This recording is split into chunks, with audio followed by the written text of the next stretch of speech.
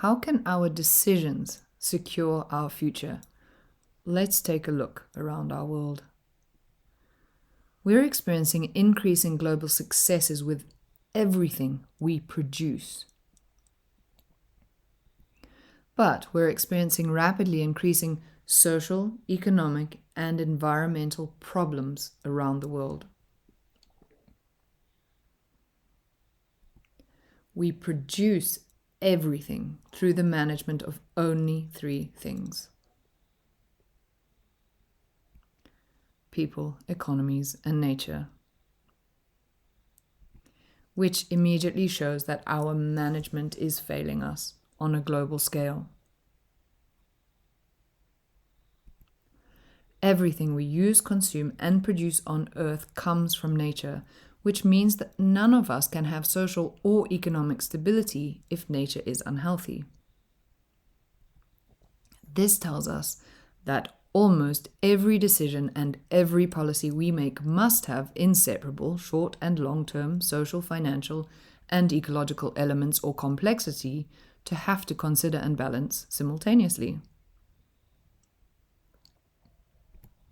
We now know that none of us are born with the need or ability to consider that complexity when we make decisions, because all of us are using a genetically inherited decision-making process that was designed for a time when we had simple stick-and-stone tools and only had to meet our needs or solve our problems in a social context.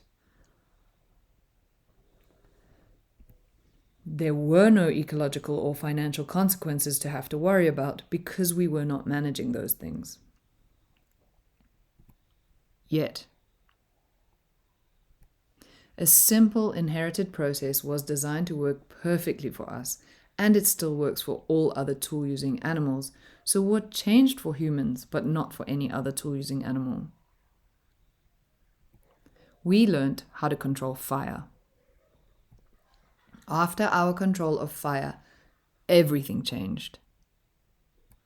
Fire enabled us to be able to make more and more sophisticated tools, which resulted in our behavior starting to change.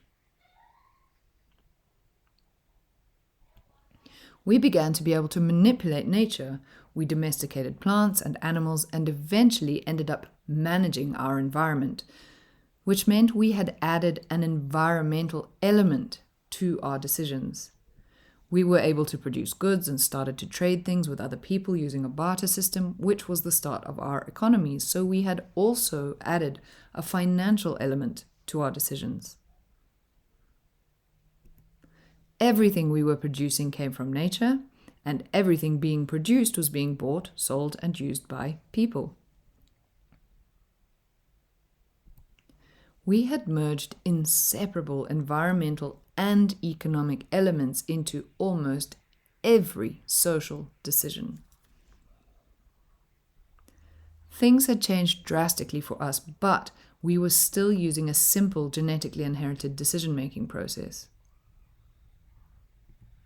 which has caused our decisions to have increasingly damaging knock-on consequences over the centuries because we had added financial and environmental elements to our once only social needs, desires, and problems. But we carried on using a subconscious decision-making process that is not designed for that change. We are only born with the need and therefore ability to address our needs, desires, or problems in a simple, single context. So when our social decisions became complex, we divided them into more manageable parts and would make them in the context of either the social or financial or ecological need, desire, or problem. Every time we make a decision in the context of one in isolation of the others, we will usually meet the short-term objective, i.e. move wildlife, grow food, kill pests, plant trees, etc., but it inevitably ends up being at the expense of all three because we are separating the inseparable. The knock-on consequences of our decisions are invisible and usually felt sometime after and often far away from the decision or policy itself, which is why we struggle to link the symptoms to our management. And it is why we are not solving our problems no matter how hard we try, because we are using the same decision-making process that is causing our problems to try and solve them. We have to stop ourselves from making decisions or developing policies in the context of addressing one symptom at a time, and instead learn to balance all three simultaneously, regardless of whether the need, desire, or problem we want to address is social, financial, or environmental. If we'd been aware of using an inherited process at the time, we would have developed a broader context which would tie our social and economic stability to environmental health and used that to guide us. A broader context would enable us to keep sight of and balance the full and unique short and long-term social, financial, and ecological complexity of any decision or policy. We now know that none of us can know if any decision is right for us given the inevitable and unique social, financial, and ecological complexity involved until we develop and use a broader context to guide us. The power of global change lies in a holistic context. Ownership of and commitment to a broader holistic context is absolutely vital to successful decision-making. But using a broader context to guide all our decisions is not easy at first because none of us are genetically predisposed to ever need to do it. We have to consciously adapt to this new process to stop ourselves from automatically making decisions and policies in the incomplete context of either a social or financial or ecological need or problem. Before making a decision or suggesting any action, we need a broad holistic context to guide us in order to know if it will be socially, financially, and ecologically sound, short and long term. It doesn't matter what decision or policy we are making, whether we want to know if we should have children, plant or cut down trees, grow food, deal with pests, buy a house, dip livestock, translocate wildlife, buy clothes, change agricultural practice, change diet, or emigrate.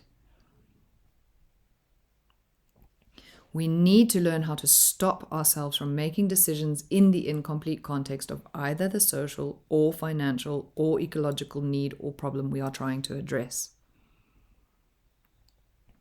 Instead, we're going to stop at the point of decision and pretend we're putting our 3D glasses on and first check to see if that decision will lead us towards or away from our broad holistic context.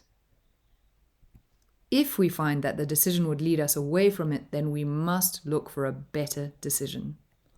This guarantees we are all making the best decision we can at any given time for the full complexity involved, and that our decisions or policies are always taking us in the right direction.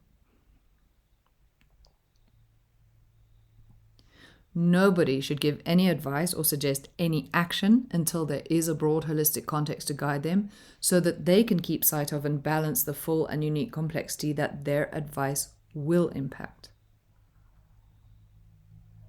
This includes expert advice.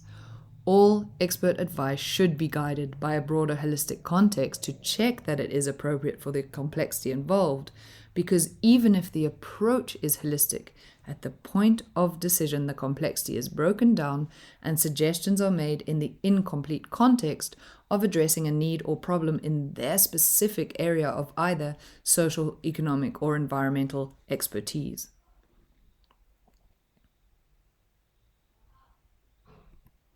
This adjustment takes a little bit of effort at first because we are all hardwired not to zoom out when we make a decision, but after a bit of practice, it soon becomes second nature. As soon as we change management, we will change the world. We'll begin to repair the damage that our decisions and policies have caused to our world so far and bring ourselves back into balance and harmony with each other and our planet to secure the future for our children.